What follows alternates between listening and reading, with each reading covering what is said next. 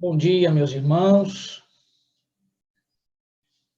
Que a graça do nosso Deus nos alcance nesse instante.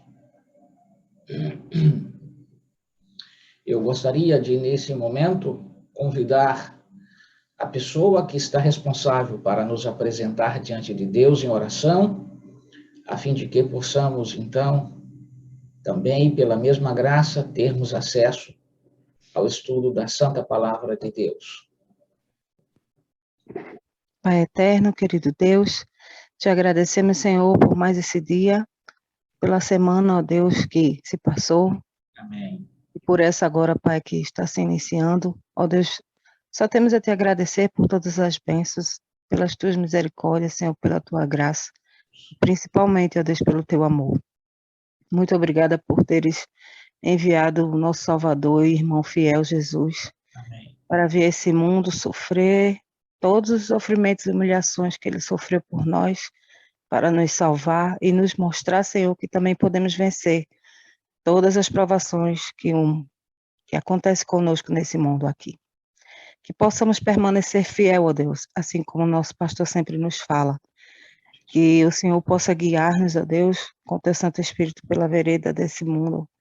Que nenhum mal, Senhor, venha nos acontecer. E que possamos ser luz na vida das outras pessoas que nos cercam. Tu sabes, Senhor, que o mundo clama por Jesus. E muitas vezes a gente se esquece e fica calado, esquece de pregar o evangelho, Pai. Diante de tantas coisas ruins que nos acontecem, muitas vezes a gente fica mergulhado nas lágrimas e esquece, ó Pai, que o mundo precisa de Ti. Precisamos pregar, ó Pai, o evangelho. E se queremos ir ao céu, precisamos levar a Tua mensagem. Ó Deus, eu sei que os sofrimentos são grandes. Ontem nós perdemos a nossa irmã Tati. Que o Senhor possa confortar também a família do nosso pastor Tacílio, que ele seja confortado por teu Santo Espírito. Amém. Fica conosco e com todos os enfermos também, ó Pai, lhes dando a cura. Amém. Usa mais uma vez o nosso pastor José Cícero, ó Deus, para que ele possa trazer mais um pouco, ó Pai, de esclarecimento diante das tuas palavras, ó Deus, escritas na tua palavra, a Bíblia. Fica conosco em nome de Jesus, eu já te peço, já te agradeço por Jesus. Amém. Amém, Senhor. Muito bem, meus irmãos. O texto desta manhã se encontra no Evangelho de Mateus, que é o livro que nós estamos estudando. A partir do versículo 24, nós vamos até o verso 29. Dentro desta sessão do capítulo 5, 6 e 7, sobre aquilo que se põe como Sermão do Monte. Estamos, então, na fase conclusiva agora das últimas mensagens de Jesus. E dentro desse contexto devemos nos lembrar que, assim como ao longo dos capítulos anteriores e de cada perícope que vemos estudando separadamente, propus, então, uma expressão, às vezes uma frase, para que nós, então, pudéssemos, de alguma maneira, olhar que esta expressão, esta frase, serve como que, então, um resumo daquilo que está sendo proposto. Esta última sessão, reitero, do versículo, então, 24 ao 29, também ponho aqui uma expressão que, na minha forma de pensar, de intuir, vale exatamente como um resumo, que é a palavra doutrina. Jesus havia ensinado diversas coisas, e agora, portanto, diante de si, faz um chamamento aos seus ouvintes. A ilustração que Jesus aqui põe, ela, assim como demais outras que foram chamadas à atenção dos ouvintes ali, ela é muito impactante, mas também muito próxima de todos os que ali se encontravam. Porque o que está na cena é algo bastante vívido por todos aqueles, então, ou experimentado por todos aqueles que, de alguma maneira, se deparavam com as cenas que Jesus aqui, então, recapitula.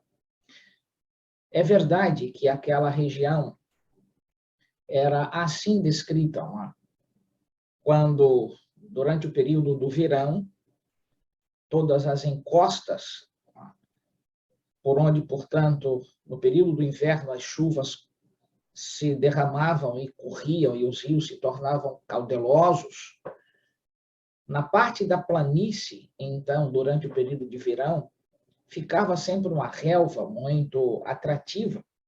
E muitos destes, então, camponeses que lá estavam presentes nesse momento que Jesus aqui está falando, construíam as suas choupanas lá, suas chochas, como a gente chama no interior, para ali, portanto, plantarem, colherem aquilo que, de fato, essas águas, durante o período do inverno, deixavam o terreno muito fértil. E muitos esqueciam de que estavam num ambiente que não era próprio para uma construção. E neste vale, então, faziam as suas construções e ali, costumeiramente, passavam, portanto, todo o período do verão desfrutando e, de alguma maneira, portanto, naquela visão atrativa que o vale proporcionava neste instante, então, eu diria, da estação naquele território. De igual modo, para fora do vale, estavam as casas que eram, então, construídas sobre os montes, sobre exatamente colinas, e muitas destas casas eram cavadas especificamente na própria rocha. Uma atividade bastante cansativa e que durava, às vezes, anos para que se alcançasse exatamente o possível de, então, ter um lugar aonde se podia ter uma proteção mais adequada. Então, o contraste na mente dos ouvintes de Jesus nesse instante é bastante familiar, porque muitos sabiam o que de fato era a casa construída ali, então, no vale, no banco de areia, e a casa, então, cavada, construída sobre a rocha. Então, quando Jesus reclama dos seus ouvintes esta percepção para comparar a forma de lidar com os seus ensinos, a mente destes, então, se tornam ávidas e até despertam para, então, fazerem o que a gente chama de um confronto entre aquilo que eram os ensinos dos rabis e aquilo que Jesus estava ensinando com tanta precisão, impacto e experiência. O próprio Jesus bem sabia a distinção entre o que era uma casa, portanto, construída sobre a rocha e aquela, portanto, construída sobre um banco de areia. Sua jornada em Nazaré, morando, portanto, com os seus pais, Maria, José, em uma casinha tão simples e humilde, e se é verdade que aquilo que nós temos descoberto pela arqueologia, de que se tem exatamente a casa onde ele residia, ela é totalmente cavada na rocha. O fato é que, seja para a mente de Jesus, seja para a mente dos ouvintes, quando Jesus, então, retrata este momento comparativo entre, portanto, uma casa cavada na rocha, construída na própria rocha, e outra, portanto, sobre a areia, é claro que a mente dos ouvintes, então, se reporta para exatamente este instante, de que eles sabiam muito bem qual era a diferença entre o período do verão e o período do inverno, e a distinta situação aqui apresentada. Durante o período, portanto, do verão, era aprazível verificar o ambiente onde a casa estava construída, com um vale verdejante e com, então, uma visão atrativa, diferentemente do labor e do ambiente desprovido de atratividade que era a casa que estava construída na rocha, que estava, portanto, construída sobre uma colina, não tinha, portanto, eu diria, um horizonte atrativo.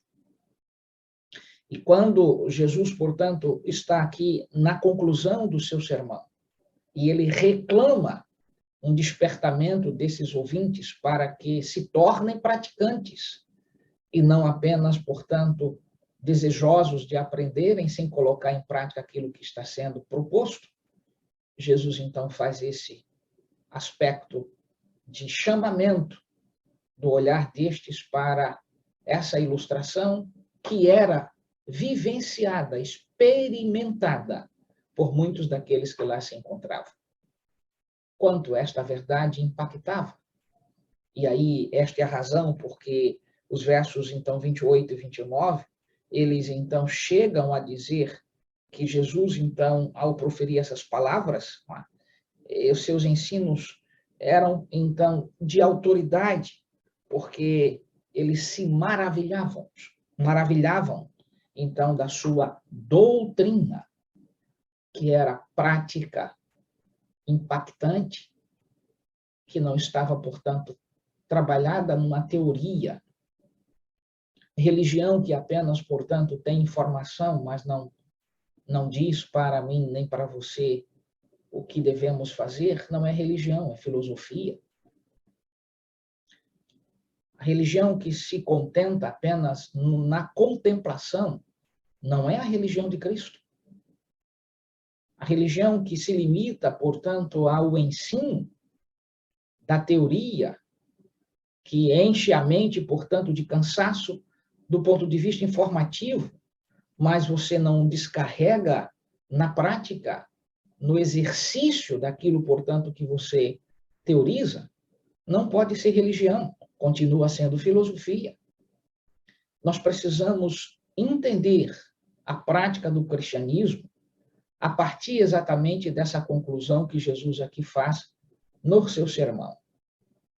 Venha comigo mais perto da Bíblia e veja, após então essa retomada que eu acabei de fazer, de entender que Jesus está ilustrando a esta verdade de ser prático, de compartilhar a fé, como, portanto, dentro desta conjuntura natural de uma construção de uma casa sobre uma rocha e da construção de uma outra casa, portanto, numa planície, aonde ali, vindo, portanto, o período do inverno, quando, então, das montanhas desciam as enxurradas, com a forte, então, acúmulo de areia, o forte acúmulo de areia e de águas que, então, vinham se formando até chegar na planície, tudo aquilo que era, em algum instante, belo, atrativo, e que parecia ser o que, de fato, e no lugar de fato, aonde deveriam permanecer, era simplesmente varrido pelas torrentes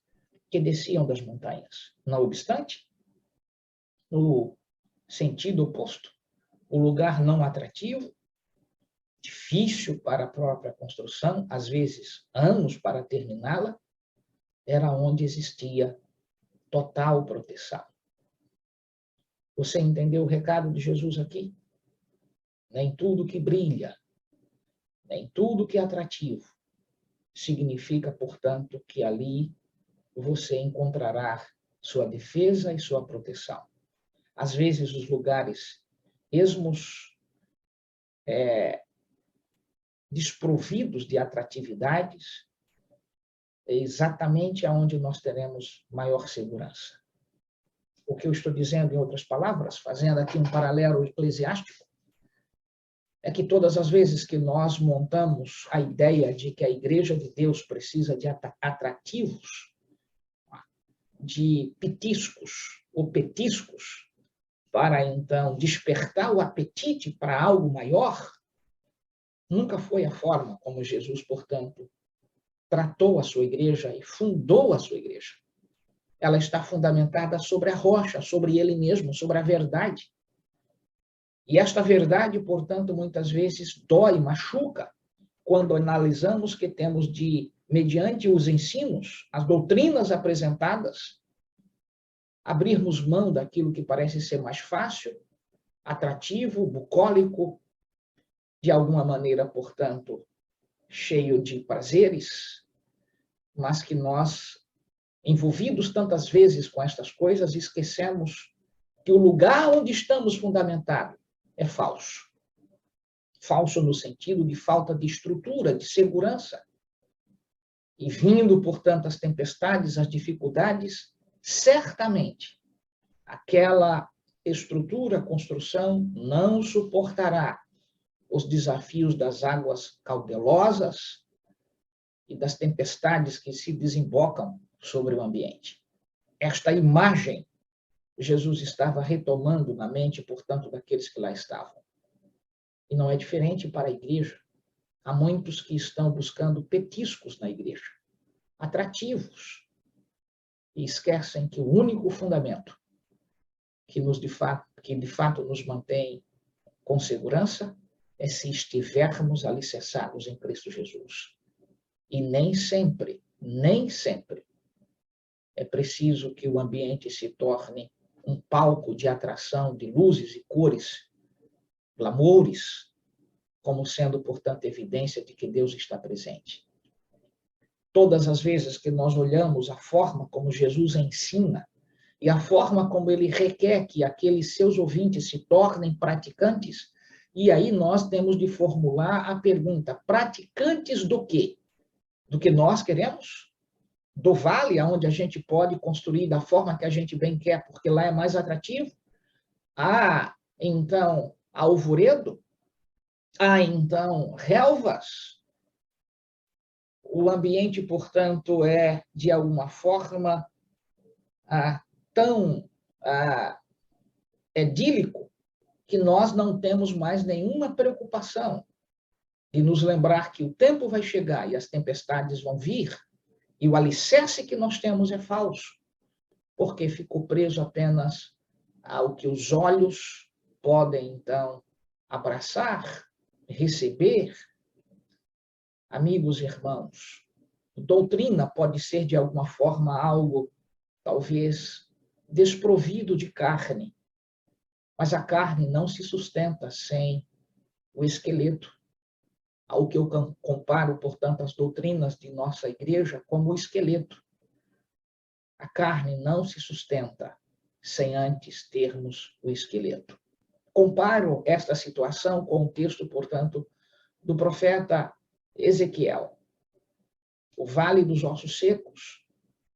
Às vezes estamos acima, desejosos que os tendões, que os músculos se apresentem, mas esquecemos de que precisamos pregar para os ossos e com os ossos. Dizendo de outra maneira, igreja que está desprovida, sem autoridade, está desprovida, melhor, da autoridade da palavra de Deus, cujo alicerce se baseia apenas em ideias, em filosofias, em discursos humanos, esta não pode sustentar os músculos, porque lhe falta a estrutura. A base é a palavra de Deus e não, portanto, os nossos argumentos. O que Jesus está dizendo, portanto, aqui do capítulo 7, versículos 24 ao 27, é que a prudência deveria despertar na igreja, de que o que a sustenta é a palavra de Deus, e quando desistimos da palavra de Deus, nada mais serve. Por um instante parece que está tudo bom, tudo é muito atrativo, folclórico, foguedos, gritos, algazarra, petiscos, e achamos que exatamente isto é a eclésia do Senhor. Não pode ser, porque a eclésia do Senhor está alicerçada na rocha. E esta labuta para que, de fato, a construção seja, eu diria, resistente, temos de olhar e parar um pouquinho para nos questionar se permitimos, de fato, que Jesus faça parte desta estrutura. É isto que muitas vezes tem levado a Igreja Adventista do Sétimo Dia, membros, a desistirem de sua fé, porque apenas vieram para a igreja buscar petiscos. E quando eles não são ofertados, porque o vale verdejante é mais atrativo, quando se pauta para a doutrina, o ensino, a didaquê, Simplesmente desistem porque constroem uma igreja sobre um fundamento falso. A igreja do vale, a igreja que está, na verdade, alicerçada nos atrativos. Mas quando as grandes tempestades da vida desembocam sobre esta igreja, você, eu, temos de entender que qual alicerce para suportar as águas tempestuosas deste mundo que estamos vivendo? Eu preciso lembrar do ensino de Jesus. Sabedoria, amigo, é submissão à palavra de Deus. Ser sábio, dentro do contexto dos versos aqui propostos, é que na comparação nós temos, portanto, os que obedecem, os que desobedecem, os que aceitam os ensinos, sem questionamento. Porque a única coisa que persiste e perdura nessa terra tem a ver com a palavra de Deus. Tudo é passageiro, tudo acaba. O carro que você investiu, às vezes, dezenas de reais para comprar um Camaro, uma BMW, uma Porsche, você tem de entender que a ferrugem vai tomar, que aquilo, portanto, tem fim. E o investimento nesse petisco não te faz investir, na verdade, em relação aos céus. A autoridade é a palavra de Deus, não é aquilo que nós buscamos fazer. Ser sábio, na verdade, é permitir-se que o ouvir os ensinos não fique, portanto, apenas como que a satisfação momentânea, passemos a praticar. E é nesse contexto que Jesus, portanto, faz, eu diria, esse chamamento aos seus ouvintes, tomando do que eles conhecem, aquilo que então eles não podiam se aperceber ainda. Todo aquele, pois, que ouve estas minhas palavras e as pratica, será comparado a um homem prudente que edificou a sua casa sobre a rocha. Prudência, em razão de ter ouvido e praticado.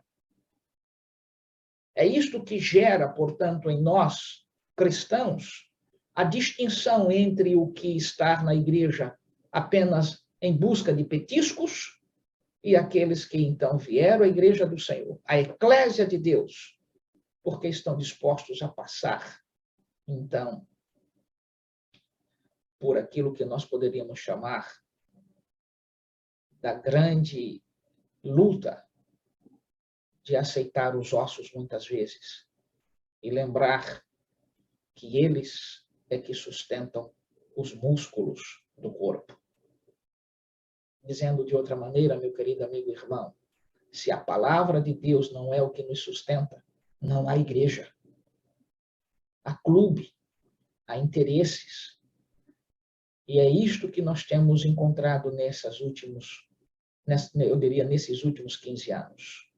Muita gente buscando atrativos, o vale, mas não estão preocupados em a construção de uma casa sobre a rocha, porque é difícil. É difícil ouvir para depois praticar. Ouvir é gostoso, saboroso, é até impactante os ensinos. Ou melhor, os ensinos são impactantes, mas o detalhe é, estamos dispostos a praticar? Isto é outra coisa. Isso requer prudência. Isso torna esta pessoa sábia. Por outro lado, este que está alicerçado sobre estas verdades, embora o inverno vai chegar, as chuvas vão cair, as torrentes descerão, portanto, das montanhas, mas como a nossa casa não está no vale, foi alicerçada, portanto, sobre a rocha, o ambiente suporta por milênios os ataques de Satanás e esta casa não vem a sossobrar, porque ela está alicerçada sobre a verdade em Cristo Jesus. Você entendeu o que Jesus está dizendo aqui? Amigo, irmão, a tempestade vem e às vezes nós estamos tão envolvidos com as cenas que atraem os nossos olhos, porque o vale é atrativo, o verdejante deste mundo é atrativo, as cores, os brilhos. tentam ofuscar. Mas quem está de fato alicerçado em Jesus entende que tudo isto acaba, é passageiro e não vale a pena se tornar tolo de investir tudo o que você tem em algo que vai ficar para trás. Em vista, como Jesus dissera, teu tesouro no céu. E aí, quando ele faz a comparação, que a situação é símile, observe, e talvez a palavra mais adequada seria igual. A diferença é que quem alicerçou sobre a rocha vai passar pelas mesmas tempestades quem está lá no vale. Mas olha o resultado. A chuva que cai na montanha é a mesma que está caindo no vale. As águas que se acumulam descendo sobre a montanha é a mesma que acumulada e então descerá para então atingir o vale. A diferença é que na montanha, como o alicerce está na rocha, ela suporta as intempéries, ela suporta o tempo, o vento, as chuvas, o ribombar dos trovões. Não há como abalar, porque estamos debaixo das palmas poderosas do nosso Deus, a quem no Salmo, portanto, 91 é retratado, que então, se fizermos do Altíssimo nossa morada, nós podemos suportar as dificuldades, mas os que estão no vale, que gritavam de alegria em seus foguedos, em suas, então, danças e festejos, e não se apercebem de que o tempo é o mesmo para o sábio e para, então, o tolo. O tempo é o mesmo. A diferença é como o sábio tomar a decisão de seguir dos ensinos da doutrina, de fato, para a sua vida, não apenas como ouvinte, mas ele se tornou praticante. E aí cai, igualmente no versículo 25, como, portanto, se apresenta no versículo 27. Observe, cai a chuva do mesmo jeito, mas a casa suporta as intempéries, porque ela está edificada sobre a rocha. Mas aquele que ouve, não pratica, é assemelhado, portanto, a um tolo, que acha que, então, o tempo não vai chegar. O tempo, portanto, do inverno, quando as águas ali na Palestina, então, eram derramadas, chuvas torrenciais, formando, então, rios caudalosos, que outrora, durante o verão, se tornaram em planícies. E o olhar do imediatista, do consumidor, é de que não, vale apenas consumir o que está aqui agora, porque, na verdade, pensar no amanhã não é interessante. Veja o que acontece. A chuva cai semelhantemente, transborda os rios, sopram os ventos e dão de ímpeto. Com a mesma casa? Não, não é a mesma casa. A casa que está sobre a rocha é outra. Ela é submissa. Ela aceitou os ensinos. Ela pratica os ensinos. O que está aqui em jogo são duas coisas em particular: submissão e disposição. A religião que apenas, então, aceita a submissão, mas, então, não tem a disposição, também não é religião. É aquele momento, portanto, o que a gente chama esporádico. A dor vem, se submete. A dor sai, não tem mais, portanto, o que se chama, portanto, da prática, lá, do exercitar, do colocar, então, aquilo que aprendeu em prática. E aí vem, portanto, a diferença entre os personagens. Aqui está caracterizada a Igreja do Senhor, meu amigo. Quem está dentro desse texto como sábio, quem está como tolo, vai depender da escolha que você fez, de sair do nível de ouvinte e tornar-se praticante. Quando nós perdemos de vista isto, somos então considerados tolos. Para aquela multidão que ali estava, este impacto foi profundo. E aí, os versículos 28 e 29 têm a razão de ser. Quando Jesus acabou de proferir estas palavras, estavam as multidões maravilhadas de sua doutrina, porque ele as ensinava como quem tem autoridade e não como os escribas. Existe a expressão aqui autoridade. Eu quero terminar fazendo um paralelo com os versos anteriores. A palavra grega aqui é exousia. Exousia. Exousia significa, na verdade, poder, né? Autoridade.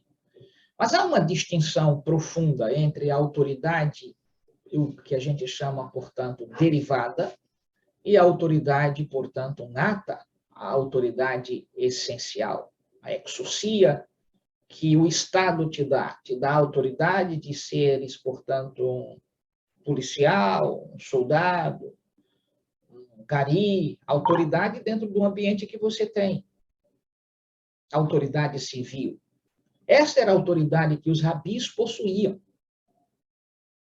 Não tinham autoridade no nível que Jesus, então, aqui colocou sobre a sua igreja.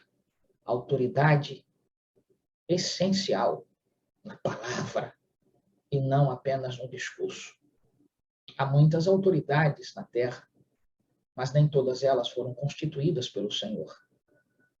Esta ideia que muitos põem, né? Todas as autoridades foram constituídas pelo Senhor. Cuidado, não é isso que a Bíblia ensina. As autoridades constituídas pelo Senhor se submetem ao Senhor. Uma coisa distinta é Deus permitir. Outra coisa totalmente distinta desta primeira é Deus escolher. Quando Deus escolhe, amigo, ele não erra. Aí, de fato, a autoridade foi escolhida por Deus. Mas quando, portanto, os homens escolhem, Deus permite, mas não significa que a autoridade constituída foi por Deus. Você acha que Deus escolheu um Senaqueribe? Você acha que Deus escolheu então, Nabucodonosor? Não.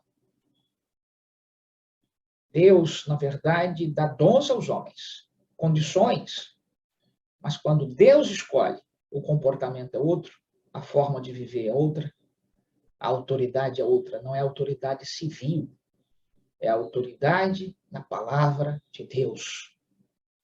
Exousia. Esta é a razão porque eles disseram, ele tem autoridade diferente da dos rabis. Eles se aperceberam. E agora o grande choque.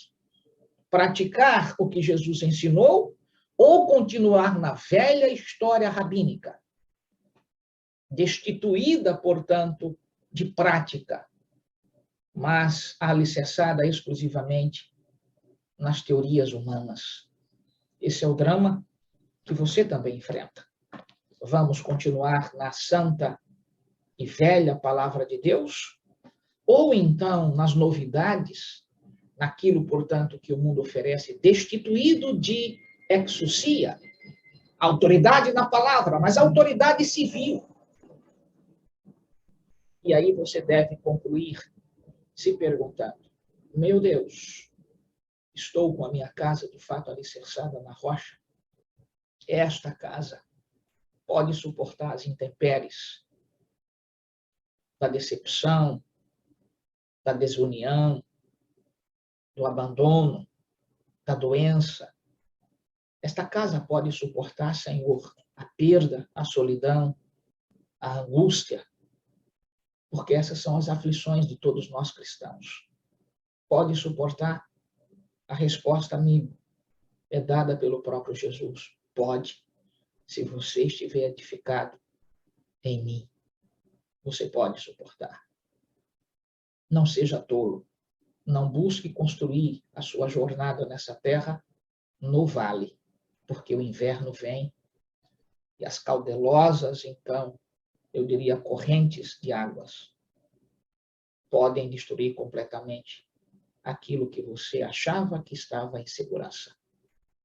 Apenas na doutrina nós podemos, então, de fato, suportar as dificuldades que estão por vir.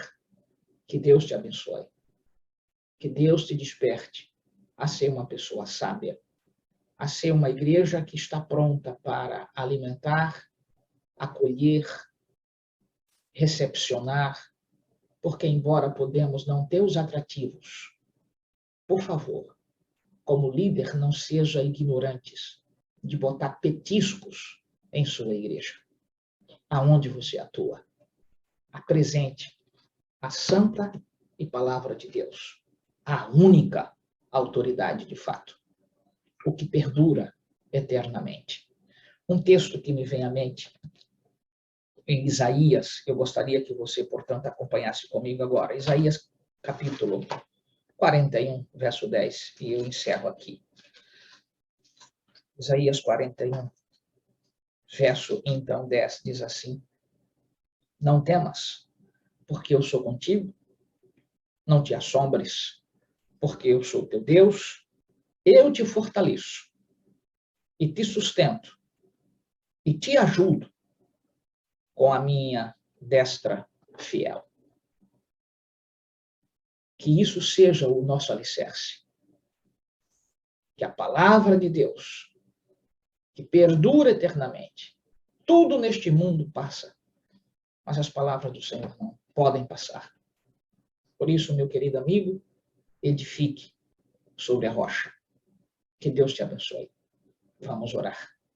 Santo e poderoso Deus, obrigado pelo privilégio de podermos ser sábios, para poder, Senhor, praticando os ensinos que tu nos dás, possamos então continuar suportando as intempéries deste mundo.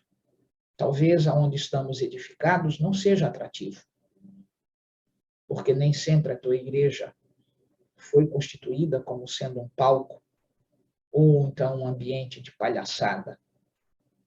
Não, Senhor. O que temos de alegria é ouvir-te as verdades solenes. E elas muitas vezes são como flecha que atinge o nosso coração e em alguns momentos fere profundamente. Mas é a tua palavra. E é por causa desta verdade que nós ainda perduramos nessa terra.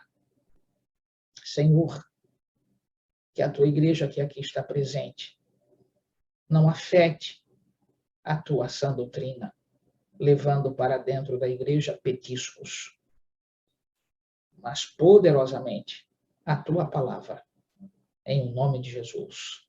Amém.